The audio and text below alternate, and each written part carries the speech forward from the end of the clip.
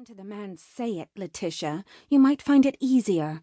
It is tear, as in rip, and lack, as in lack or something wanting, then O'Duine. Tearlach O'Duine. Simple enough, although I'm sure I do not say it as correctly as he does. Tearlach is but the Gaelic word for Charles. Then why not say Charles? Snapped Letitia.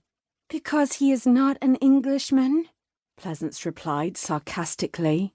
Absently tucking a stray lock of hair back in place, she caught herself wishing her chestnut hair was the same much-admired gold as Letitia's, and silently cursed. "Do not speak so pertly to your sister," scolded Thomas, before turning to his youngest daughter. "Letitia, the Scotsman is rough, probably unschooled, and as I have said, he is no more than a fur trader. They are a restless, independent breed of men." "I do not care. I cannot dictate to my heart, Papa. It aches for Master O'Duine. I tried to summon up some feeling for John Martin to please you, but I cannot help myself."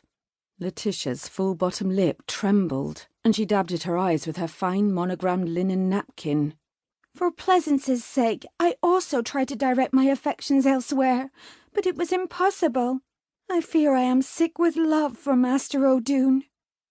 Pleasance felt close to gagging as Letitia tugged fretfully at one of her fat blonde curls and put on her most forlorn expression, tears brimming artfully in her big eyes. It was a well-used ploy, and it had never failed, and Pleasance felt a deep, almost irresistible urge to scream. She could see the beginnings of acquiescence on her parents' round faces. Letitia was the jewel in the Dunstan family crown. Whatever she wanted, she got. Pleasance wished her younger brother Nathan was here, for he had always supported her. But she was on her own. For once, she decided, she would fight for what she wanted. Tearlach O'Duine was worth the effort. "I fear you are too late in making your desire known, Letitia," she said. "Master O'Duine has chosen me." "Has he offered you marriage?" asked Sarah Cordell Dunstan, primly patting her mouth with a napkin as she watched Pleasance closely. "Well, nay, not as yet, but he courts me assiduously." "But does not ask for your hand. It would appear, then, that he has not made his choice." Sarah turned to Letitia on her left and patted her attractively plump hand. "Pleasance will step aside, dear, and you may have the Scotsman." "You make him sound like some bundle of pelts being tossed back and forth," Pleasance said. "Do not be so crude, Pleasance," scolded Sarah, frowning. "The man is Letitia's choice." "How nice. Mayhaps she is not his choice." Pleasance could see from everyone's expressions that they found that idea absurd. "He did come courting me, with barely a glance toward Letitia." "He undoubtedly felt that Letitia was far above his touch." Pleasance wondered how her mother could be so casually cruel. "I simply cannot tell the man to go away and start courting my sister." "What you can and will do is turn aside his attentions." "But that would be unkind, and a lie of sorts, for I do not really wish to do it." Sarah Dunstan regarded Pleasance with cool disdain. "You would rather break your sister's heart and defy your own parents than bruise the vanity of this Scotsman? Or is it your own vanity which persuades you to be so disobedient?"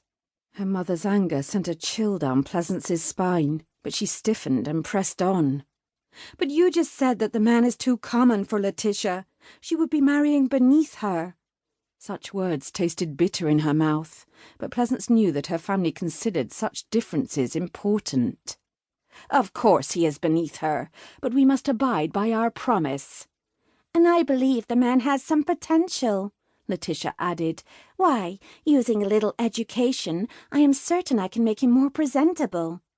"John Martin is already very presentable," Pleasance argued. "I want the Scotsman." "He lives in the wilderness, or did you forget that?" "Nay, I did not forget. I am sure I can convince him to remain here and give up that wild land he owns." "But enough!" Sarah snapped. "You are becoming tedious, Pleasance. The matter is settled. You shall turn Master O'Duine away." For a long moment Pleasance considered arguing further, but the rigid expressions on her parents' faces told her that their minds were firmly set. Anything she said now would be treated as